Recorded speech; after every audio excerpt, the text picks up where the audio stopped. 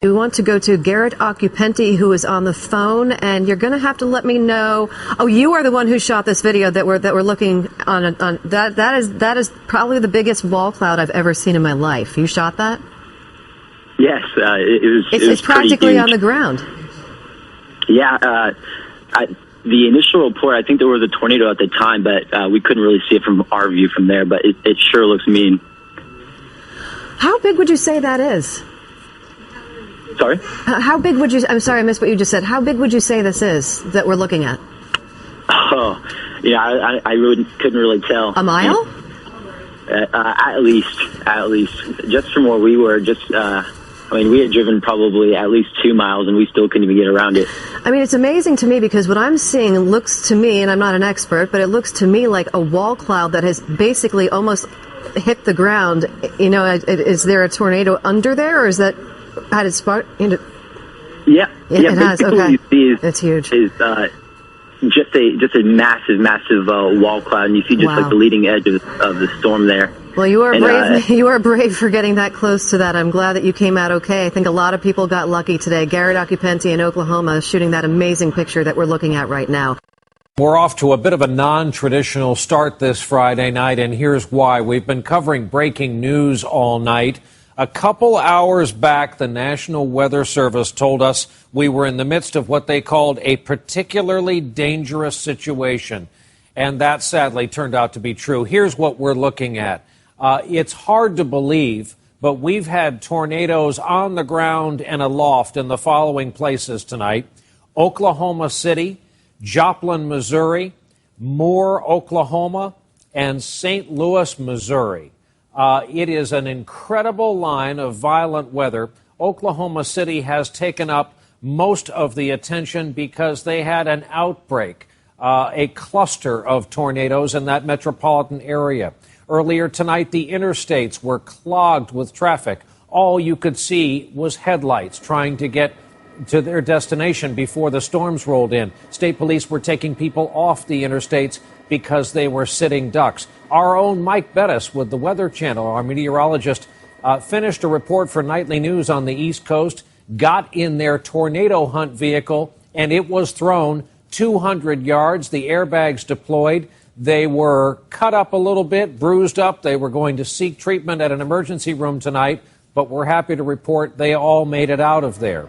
We have had, as we said, a cluster tornado outbreak throughout the Midwest. It will be morning before we get a lot of damage reports. We have debris and torn up towns and parts of cities across several states. Janet Shamlian found herself ushered downstairs at the Will Rogers Airport in Oklahoma City. 1,500 people in the tunnel between parking and the departure lounge. So a changing situation tonight, a very urgent situation tonight, especially in those already hard-hit areas, Moore, Oklahoma, Joplin, Missouri, and so on. One last reminder, there will be coverage all night on the Weather Channel, especially your late local news. We'll be watching it ourselves into the morning.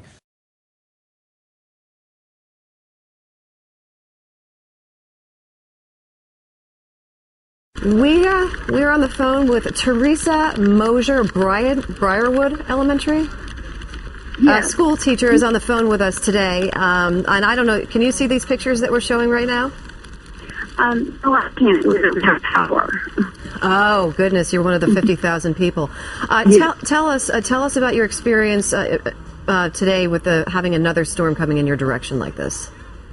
Well, we had been told, all along that the conditions were very similar to what we had on May 20th, and that we would probably be in for some pretty severe weather. So my husband and I were pretty prepared for that. We decided we're staying in, we're not going anywhere. And as the sirens and stuff went off and the wind started to pick up and the rain came, we went to our next door neighbor who has a storm cellar and went down into that with our family and them, and just kind of rode it out under that, and we didn't come back out until the sirens had quit. Now, Teresa, you were inside Briarwood Elementary when the storm hit on the 20th, just under 2 weeks ago. Can you describe your experience with that? Yeah, it was in the afternoon, and we had just come back from having a program with our Moore Public Library, was telling our students about the program they were going to have for them over the summer. And as soon as we had come back into the room, our principal had come over the intercom and stated that, we need to get into our tornado precaution procedures, and that this was not a drill. And I have to tell you, we kind of moved a little bit ahead of time anyway, just because so many children were being checked out.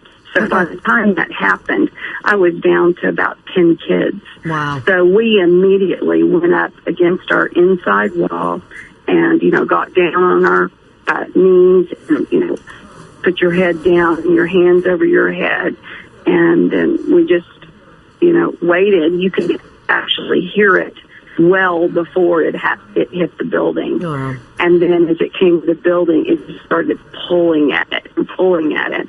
And of course, the children were very, very frightened and scared. And we just huddled together and put my arms around them, told them everything was going to be okay. Just please keep your head down. And, some of them were saying their prayers. I was saying my prayers. Right. And the Teresa, came off and cinders just started falling down.